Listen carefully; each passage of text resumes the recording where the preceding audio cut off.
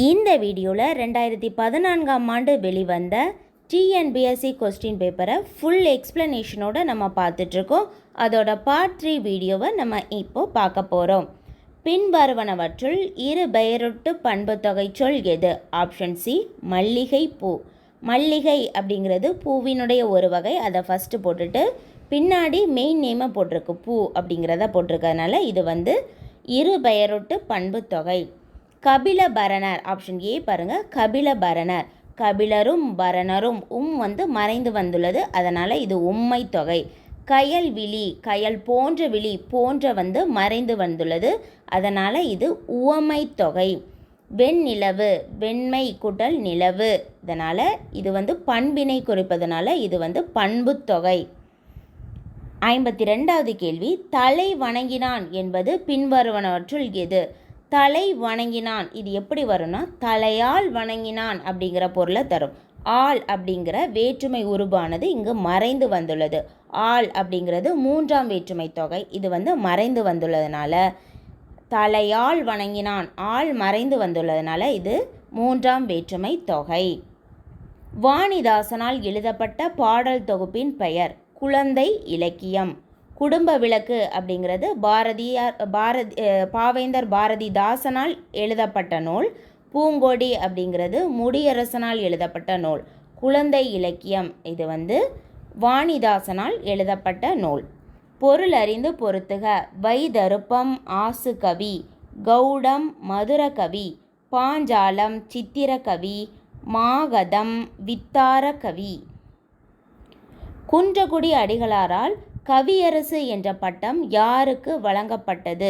முடியரசனுக்கு வழங்கப்பட்டது. முடியரசன் எழுதிய நூல்கள் வீரகாவியம், காவியப்பாவை, இது எல்லாமே முடியரசனால் எழுதப்பட்ட நூல்கள்.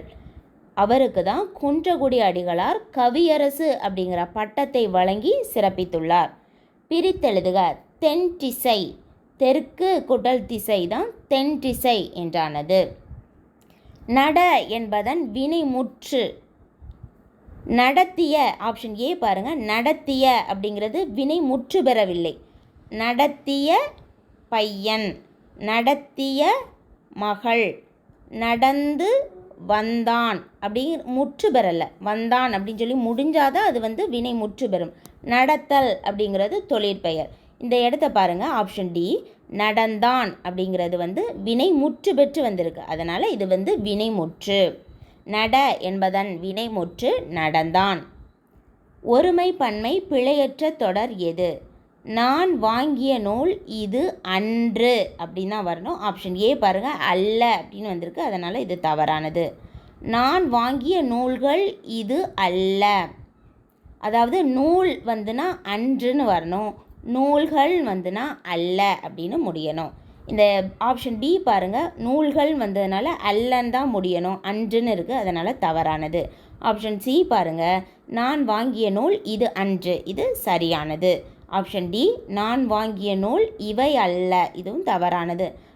நான் வாங்கிய நூல் அப்படிங்கிறது ஒருமையை தான் சொல்லுது, இவைன்னு வந்திருக்கு. இவைன்னு வந்தாலே அது பன்மைக்கு நம்ம கொடுக்கக்கூடிய பெயர் தான் இவை. குலசேகர ஆழ்வார் வடமொழியில் எழுதிய நூல் யாது? முகுந்தமாலை. குலசேகர ஆழ்வார் வடமொழியில் எழுதிய நூல் தான் முகுந்தமாலை. பெரிய புராணம் எழுதிட துணை நின்ற நூல் எது? திருத்தொண்ட தொகை. திருத்தொண்ட தொகை இதனை எழுதியவர் யாருன்னா சுந்தரர். திருத்தொண்ட தொகையினை எழுதியவர் சுந்தரர். அவர் எழுதிய நூலை அடிப்படையாக வைத்துதான் பெரிய புராணத்தை சேக்கிழார் எழுதினார். பிறவினை வாக்கியத்திற்கு பொருந்தாததை கண்டறிக. ஆசிரியர் வகுப்பறையில் பாடத்தை காண்பித்தார். இன்னொருத்தர் தான் காண்பிக்கிறார், அதனால் இது பிறவினை. கோவையிலிருந்து என் தாயாரை சென்னைக்கு வருவித்தேன் அப்படிங்கிறது இன்னொரு ஆளை தான் நம்ம வருவிக்கிறோம், பிறவினை. நேற்று என் நண்பனுக்கு பாடம் கற்பித்தேன், இதுவும் பிறவினை. நான் உன்னை விட செல்வாக்குள்ளவன் அல்லன் அப்படிங்கிறது நானே என்னை பற்றி சொல்கிறது, அதனால் இது தன்வினை வாக்கியம். அதனால் பிற வினைகளுக்கு பொருந்தாதது ஆப்ஷன் டி. அன்புல இனி நாம் ஓர் ஐவர்கள் உளரானோம் இப்பாடலடி இடம்பெற்றுள்ள நூல் எது? கம்பராமாயணம். ஓடக் காண்பது பூம்புனல் வெள்ளம், ஒடுங்கக் காண்பது யோகியர் உள்ளம். இவ்வடிகள் இடம்பெற்றுள்ள நூலின் பெயர் குற்றால குறவஞ்சி. பொருளறிந்து பொருத்துக. இவோக் அப்படின்னா அழை என்று பொருள். எவால்வ் என்றால் வெளிப்படு என்று பொருள். எவின்ஸ் என்றால் நிரூபி என்று பொருள். எவிக்ட் என்றால் அகற்று என்று பொருள். இவோக் அழை, இவால்வ் வெளிப்படு, எவின்ஸ் நிரூபி, எவிக்ட் அகற்று. நம்பிக்கைதான் வள்ளியம்மையின் ஆயுதம் என்று கூறியவர் யார்னா காந்தியடிகள். ஏன்னா வள்ளியம்மை தென்னாப்பிரிக்காவில் உடல்நிலை சரியில்லாமல் மருத்துவமனையில் அனுமதிக்கப்பட்டிருக்கிறார். ஆனாலும் மனம் தளராமல் தாய்நாட்டின் விடுதலைக்காக பாடுபட்டு வருகிறார். அதனால் காந்தியடிகள் நம்பிக்கைதான் வள்ளியம்மையின் ஆயுதம் என்று புகழ்ந்துரைத்தார். பொருந்தாததை கண்டெழுதுக. ராணி மங்கம்மாள் அவர்களினுடைய கணவர் பெயர் சொக்கநாத நாயக்கர், சரியானது. ராணி மங்கம்மாளினுடைய மகன் முத்து வீரப்பன், இதுவும் சரியானது. ராணி மங்கம்மாளின் மருமகள் கமலாம்பிகை, இது தவறானது. முத்தம்மாள் என்பதே சரியானது. ராணி மங்கம்மாளினுடைய பெயரன் விஜயரங்க சொக்கநாதன், இதுவும் சரியானது. ஒவ்வொருவரும் தாம் சிறந்ததாக கருதும் சமயத்தை கைக்கொண்டு வாழ விடுவதே தர்மம் என்று கூறியவர் யார்னா ராணி மங்கம்மாள். பொருந்தாத சொல்லை கண்டறிக. கடலை குறிக்காத தமிழ்ச்சொல். பௌவம், புணரி, பறவை இது எல்லாமே, முன்னீர் இது எல்லாமே கடலை குறிக்கின்ற சொற்கள். திமில் அப்படிங்கிறது கடலை குறிக்காத தமிழ்ச்சொல். பெயர் சொல்லின் வகை அறிதல். மாட்சி அப்படிங்கிறது பண்பு பெயர். சி அப்படிங்கிறதுல முடிஞ்சிருக்கு. இது விகுதி பெற்ற பண்பு பெயர் ஆகும். கோடிட்ட இடத்தை நிரப்புக. யவனர் என்று அழைக்கப்பட்டவர் யாருன்னா கிரேக்கர்களும் ரோமானியர்களும் யவனர்கள் என்று அழைக்கப்பட்டனர். பிச்சமூர்த்தி என்ற கவிஞரின் இயற்பெயர் என்ன? வேங்கட மகாலிங்கம்.